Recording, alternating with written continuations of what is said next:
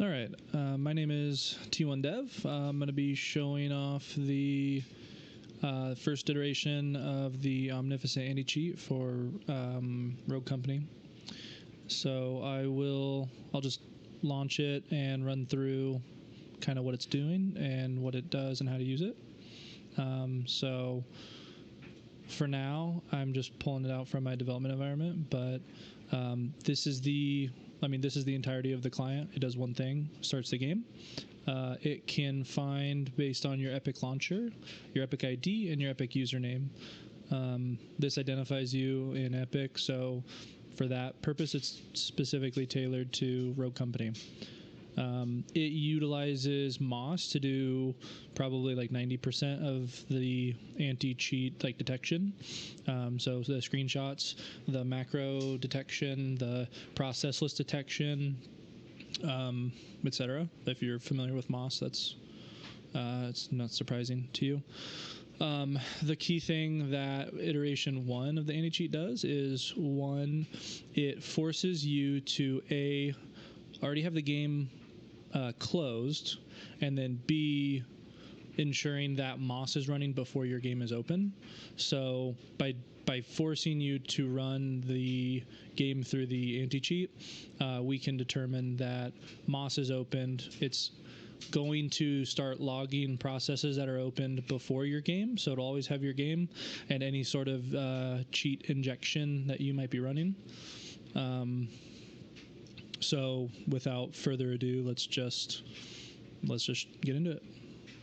So I click start game. It's going to start launching Moss. For this purpose, Moss has already been installed. It's literally just an exe that I've placed and opened once. So that the installation of Moss is, it's called item potent. Not going to define that, but you can look it up. Anyways, so here's Moss. It's open. I've automatically started capturing Rogue Company. That is meaningless as far as gaming goes. Just because it's capturing Rogue Company doesn't mean Rogue Company's running. So that's another thing that the anti-cheat's doing, is it launches Moss, waits for it to start, then it launches Rogue Company, as you can see in the background. So now that we're in Rogue Company, the Moss anti-cheat process and macro detection, input detection, all that fun stuff's running right now. And it's taking screenshots. And on my device, it'll be taking screenshots of two monitors: the primary monitor, which is the one with the game, and then the secondary monitor, which I have Discord open on. So, I will time lapse this for the purpose of the demo, but I'll just run into shooting range for a couple of minutes, shoot my gun. I want to go into the specifics of macro detection, because there's several ways you can use macros for exploits. So mouse users are able to use them to get automatic firing rates out of otherwise semi-automatic guns, the MXR or Dima's Mamba. So I can kind of show you how it's done and how we detect it. So for this purpose, if I was to just go in here and I'm tapping as fast as I can, it's fully human, fully my own.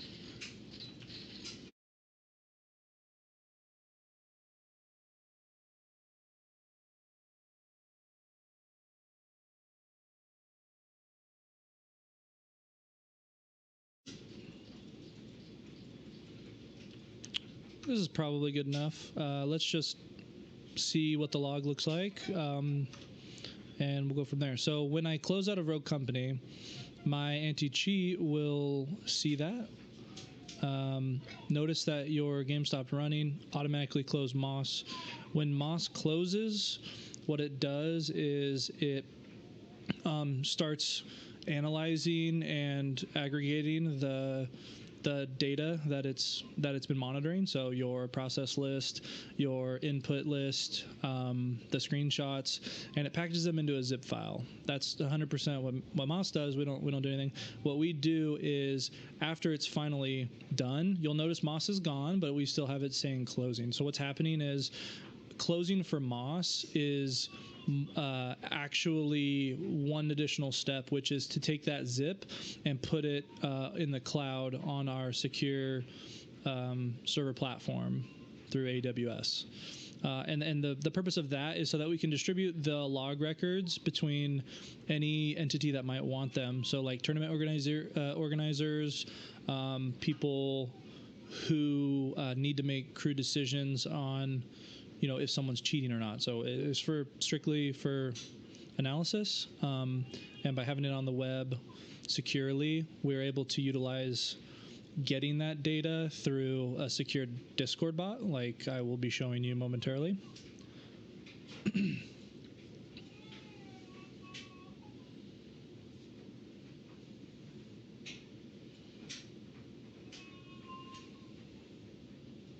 Okay, so Moss is done closing, and what that means is that that data file has been successfully uploaded. So I'm in Pacific time, so 9 minutes ago I pulled my logs.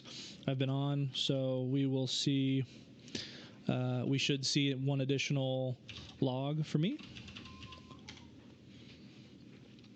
And we do. So 11:15 to 11:19 EST. Notice I'm PST, so that was 5 minutes ago to 1 minute ago.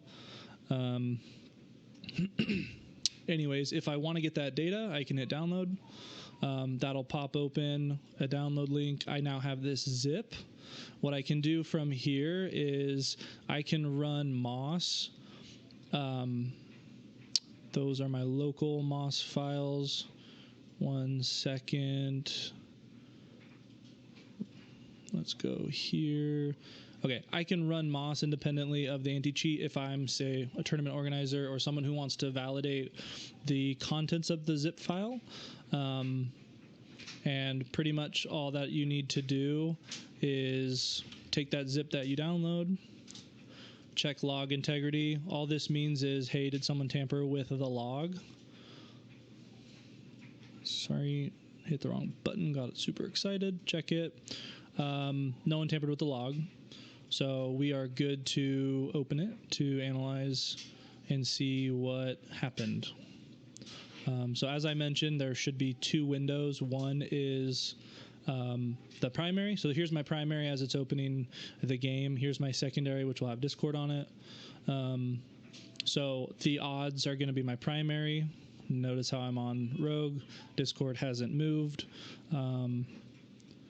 And as we go through, it goes on a random interval, and we will start seeing gameplay data or screenshots. So that's about it. These are the important thing here is these screenshots are at the monitor level, so they are not tamperable. So if what you're seeing is what their monitor is getting. So we're guaranteeing that whatever monitor has your game running on it is going to get captured and going to get sent. So like, as you can see up here in the top left, I have, an FPS counter overlay through NVIDIA, and then I have the in-game FPS counter. So if I was only streaming, say we were on Twitch, I was streaming, and I had game only, you would only see the 150. And in fact, there would be additional data on my monitor that you wouldn't see, like this 149. That's an important tidbit for anti-cheat detection. So the final bit is the log file that I was talking about. I did it, I was clicking, here's a bunch of process data I'm not going to get into, but at the bottom we have analysis. So like I said, I was clicking very fast. So here's my left click, and what you'll see, the important thing here is that there's a spread, right? So what this says is how many events are happening in a 140 millisecond span. Without getting too in depth on it, the more human it is, the more spread there is. So it should be a Gaussian curve. If you're not familiar with the Gaussian curve, look it up. As something that's systematic, it's going to be very tight. It's going to be a single-ish line, and I can show you that in a second, or the continuation of the demo. One thing worth mentioning here too is that for the Discord bot, you'll also currently you can only do logs. But we have the data, and we just have to create the Discord command to be able to provide like current statuses or status histories. So basically, is T1 Dev running Moss and or Rogue Company? You'd be able to run this command. I need to be able to see if I'm currently running it. That's just kind of a nicety thing to be able to check to see if everyone in a game is running. And speaking of being able to check if everyone in a game is doing stuff, you'll be able to concatenate multiple people through a / separator. So as an example, we have myself and my colleague. We could check them both at the same time, and it'll spit out their history as well as mine. That would get extended to the status command as well. Another important thing is if you, let's just say you incorrectly put someone's name in, we will tell you, hey, that username didn't exist, because as I said in the beginning, we have Epic ID, we have their Epic username. So if you put it in incorrectly, you won't be able to find it, but you'll still be able to get the rest of the people